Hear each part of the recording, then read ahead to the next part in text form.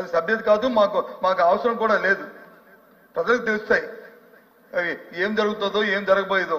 ఏదైతే గొప్పలు చెప్పుకుంటున్నా పరిస్థితి మన ప్రధానమంత్రి విశాఖపట్నం వచ్చారు అధ్యక్ష, ఫౌండేషన్ వేశారు అధ్యక్ష.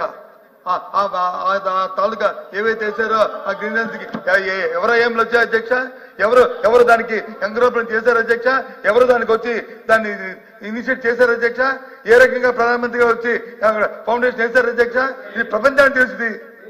అది మన ప్రధానమంత్రి గారు వైజాగ్ విశాఖపట్నం వచ్చి ఏటికి శంకుస్థాపన చేశారు, మీకు తెలియదా? ఏంటి వాటికి ఎవరు చేశారు అధ్యక్ష?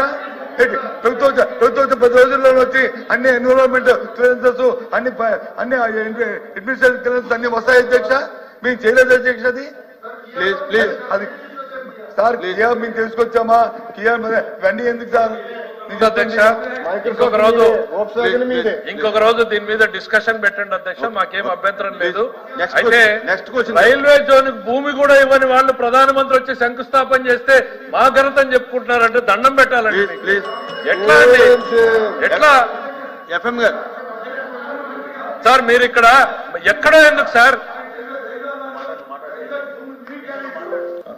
పర్మిషన్ మేము పంపించాం పదండి అధ్యక్ష. సార్ 5 సంవత్సరాలు ఎందుకు వెళ్ళలేదు ఫౌండేషన్? చైర్మన్ గారు ప్లీజ్ 5 సంవత్సరాలు ఫౌండేషన్ ఎందుకు? చైర్మన్ గారు సార్ ప్లీజ్ ఎలోపిగా భూములు కేటాయింపు చేసి వసూలు చేసింది మా ప్రభుత్వం. మేము ప్లీజ్ చైర్మన్ గారు మీరు ఇంకో రోజు ఉండాలి సార్. బొత్స గారు